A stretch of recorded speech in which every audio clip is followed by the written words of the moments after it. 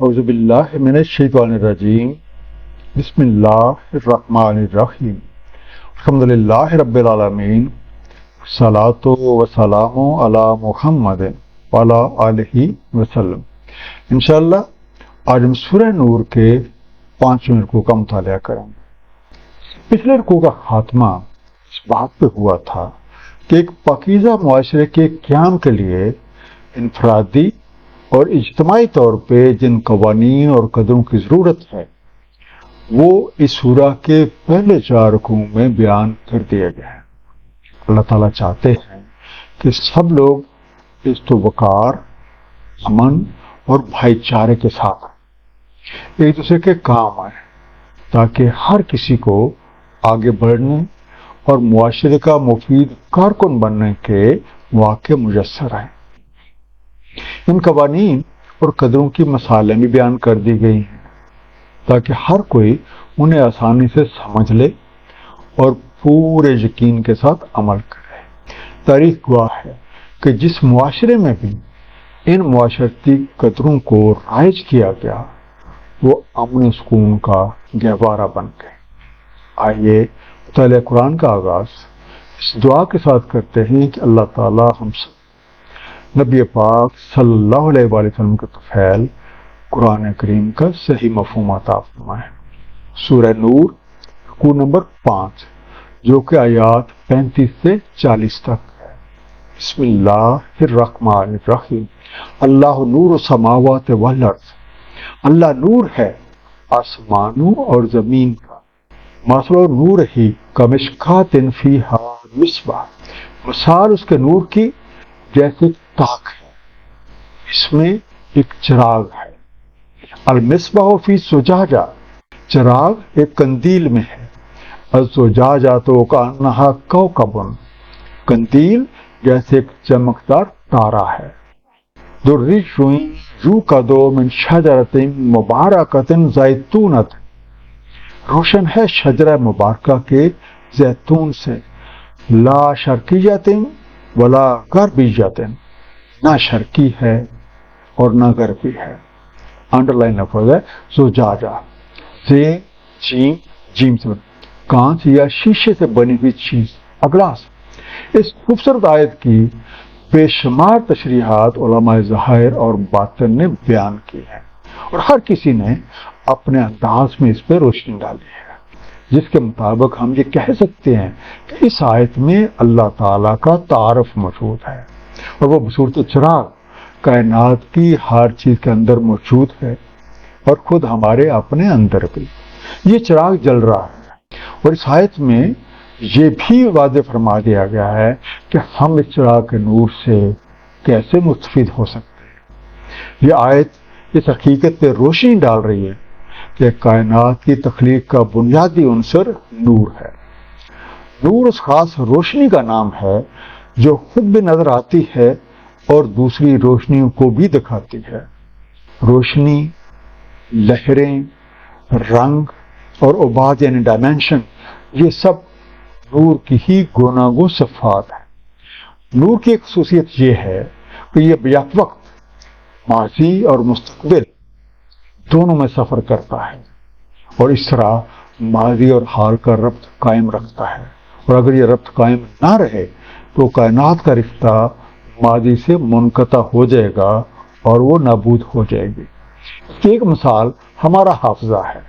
ہم انفرادی طور پہ اور نوعی طور پہ ہر آن اور ہر لمحہ اپنے ماضی سے منسلک ہیں۔ جب کبھی بھی ہم اپنے بچپن یا کسی گزرے ہوئے کسی لمحے کو یاد کرتے ہیں تو نور کے ذریعے ماضی حال میں وارد ہو جاتا ہے اور ہمیں بچپن کے وہ واقعات یاد آ جاتے ہیں۔ نہ صرف بنی آدم بلکہ دیگر مخلوقات کے حواس بھی نور پر قائم ہیں۔ ہم یہ جانتے ہیں کہ اس کائنات میں ہر چیز لہروں کے دوش پہ رواں دواں ہے۔ یہ لہریں زندگی کو خوشگوار بناتی ہیں اور مصیبت میں بھی مبتلا کرتی ہیں۔ نور کے قلم سے نکلی ہوئی ہر لکیر نور ہے، اور نور جب مظہر بنتا ہے تو روشنی بن جاتا ہے۔ روشنی کم ہو جائے تو اندھیرا چھا جاتا ہے، لیکن ہماری بدقسمتی یہ ہے کہ ہم نے اندھیری دنیا میں قید رہنے کو ہی سب کچھ سمجھ لیا ہے اور اس بات پہ خوش ہیں کہ ہمیں روشنی کے سمندر سے چند قطرے مل جائیں گے۔ آسمان سے تنزلات جب زمین کی اسکرین پر ٹکراتے ہیں تو ارض یعنی اسکرین روشن ہو جاتی ہے۔ ارض کوئی بھی چیز ہو سکتی ہے، بڑی بھی اور چھوٹی بھی، درخت بھی اور پہاڑ بھی، کوئی فرد بھی اور زمین بھی، پھل بھی اور پھول بھی۔ اللہ اور نور السماوات والارض سے مراد یہ ہے کہ اللہ تعالیٰ ہی آسمانوں اور زمینوں کے نور کی وہ لہر ہے جس کائنات کے ہر ذرے کو زندگی بخش رہی ہے۔ یہی نور اصل زندگی ہے اور یہی تمام موجودات کی اصل ہے۔ اس لحاظ سے آسمانوں اور زمین کی بساط جس چیز پہ قائم ہے وہ نور ہے، جو ہر لمحہ اور ہر آن کائنات کی ہر چیز کو اللہ تعالیٰ کے ساتھ وابستہ کیے ہوئے ہے۔ اور قندیل میں چراغ سے مراد یہ ہے کہ اس کائنات کی تمام موجودات ایک ہی اصل سے تخلیق ہوئی ہیں، ہاں وہ موجودات آسمانی ہیں یا زمین۔ قرآن کریم میں تفکر کرنے سے یہ بات واضح ہو جاتی ہے کہ ہر علم کی بنیاد نور ہے، اور یہ نور اپنے اندر طبیعت، ماہیت اور رجحانات رکھتا ہے۔ قندیل میں چراغ کے نور سے مستفید ہونے کے لیے ضروری ہے کہ ہم بھی وہ علم سیکھیں جو اللہ تعالیٰ نے آدم علیہ السلام کو بحیثیت نائب اور خلیفہ سکھایا تھا، اور جس علم کو اللہ تعالیٰ نے اپنی امانت قرار دیا۔ اس علم کو علم الاسماء یعنی اللہ تعالیٰ کی صفات کا علم کہتے ہیں۔ علماء باطن کے مطابق نور کا علم 3 اوراق کی طرح ہے۔ ورق نمبر 1 کے پہلے صفحے پہ تجلی کا نقش ہے، اور اس کے دوسرے صفحے پہ رموز اور مصلحت نقش۔ ورق نمبر 2 کے پہلے صفحے پہ رموز و اسرار کی تشریحات ہیں، جبکہ اس کے دوسرے صفحے پہ کائناتی نقوش۔ ورق نمبر 3 کے پہلے صفحے پہ احکامات کا ریکارڈ ہے، جبکہ اس کے دوسرے صفحے پہ اجتماعی اعمال کی تفصیلات ہیں۔ ساری کائنات تجلی، لوح محفوظ، عرش و کرسی، عالم ارواح، سماوات، برزخ، عالم ناسوت، عالم اعراف، حشر نشر، یوم حساب، جنت اور دوزخ، عبد اور عبدالعباد، سب ان 3 ورقوں میں محفوظ ہیں۔ علم اسماء کا جو طالب علم ان 6 صفات کا علم سیکھ لیتا ہے وہ کائنات کے اسرار و رموز سے واقف ہو جاتا ہے۔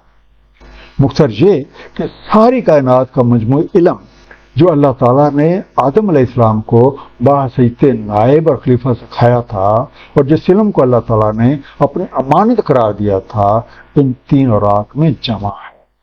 ان اوراق کے نام کچھ اس طرح سے: ورق نمبر 1 روح اعظم یا ثابتہ کہتے ہیں، اسے عالم لاہوت یا تجلی کا عالم بھی کہتے ہیں، اور یہ تجلی موجودات کے ہر ذرے سے لمحہ بے لمحہ گزرتی ہے تاکہ اس کی اصل سیراب ہوتی رہے۔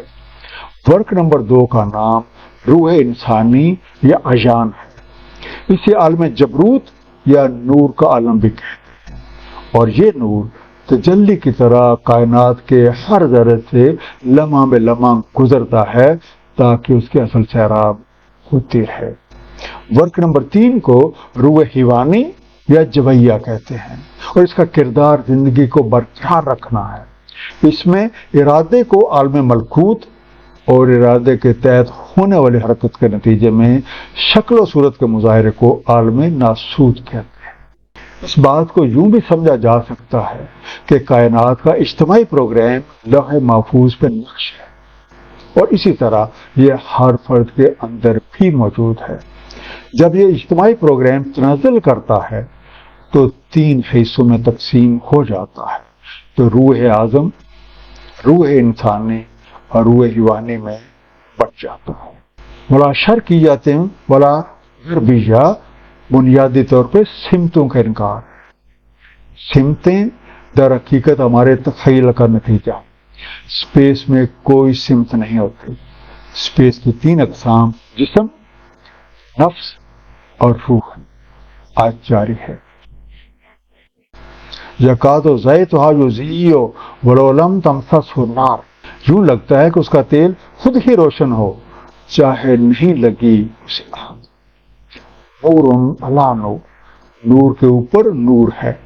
یہدی اللہ لنورہ من یشاء، ہدایت فرماتا ہے اللہ تعالیٰ اپنے نور کی جو چاہتا ہے.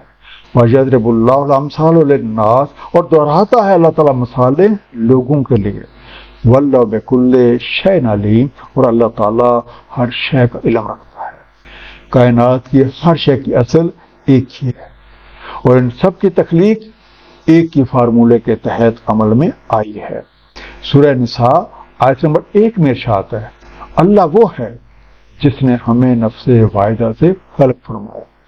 اس لحاظ سے عالم رنگ و بو میں جتنی بھی مخلوقات ہیں وہ سب ایک برادری ہے، کیونکہ ان سب کا خالق اور مالک ایک ہی ہے.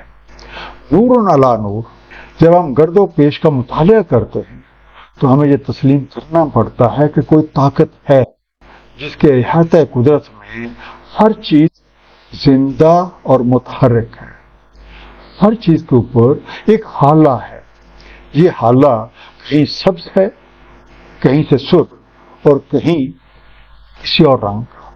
اس حالہ کے اوپر ایک اور حالہ ہے جو رنگ سے ماورا ہے. ہر جنگ کہ اس غیر مرئی طاقت کو آنکھ نہیں دیکھ سکتی، لیکن یہ یقیناً موجود ہے، اور اسی طاقت کو کہتے ہیں. فی بیوت اذن اللہ ان ترفع ویذکر فیہا اسمہ، گھروں میں اللہ تعالیٰ نے اذن فرمایا ہے کہ وہ بلند کیے جائیں اور ذکر کیا جائے ان میں اس کے نام کا. یسبح لہ فیہا بالغدو والآصال، تسبیح کرتے ہیں اس کی اس میں صبح کو اور شام. وہ نور ایسے گھروں میں ملتا ہے جن کے بارے میں اللہ تعالیٰ نے اذن دیا ہے کہ ان کی قدر و منزلت بلند کی جائے اور ان میں اللہ تعالیٰ کا ذکر کیا جائے. یہ وہ گھر ہیں کہ ان کے باسی اس میں صبح و شام اس کی تسبیح کرتے ہیں. یہ وہ لوگ ہیں جنہیں علم حقیقی کی بدولت عرفان ذات حاصل ہوا ہے. ان کے پیش نظر ہمیشہ اللہ تعالیٰ اور اس کا حبیب نبی پاک صلی اللہ علیہ وآلہ وسلم کی رضا مندی کے سوا کچھ نہیں ہوتا. وہ اپنی زندگیوں کو اللہ کی راہ میں مخلوق خدا کی بھلائی کے لیے وقف کر دیتے ہیں. رجال لا تلہیہم تجارت ولا بیع عن ذکر اللہ، مرد نہیں بے دھیان کرتے انہیں تجارت اور نہ ہی بیع اللہ تعالیٰ کے ذکر سے. وإقام الصلاۃ وإیتاء الزکوٰۃ، اور صلاۃ قائم کرنے اور زکوٰۃ کا طریقہ اپنائے رکھنے سے. یخافون یوما تقلب فیہ القلوب والابصار، وہ خوف رکھتے ہیں اس روز کا الٹ پلٹ ہو جاتے ہیں اس میں دل اور نگاہیں.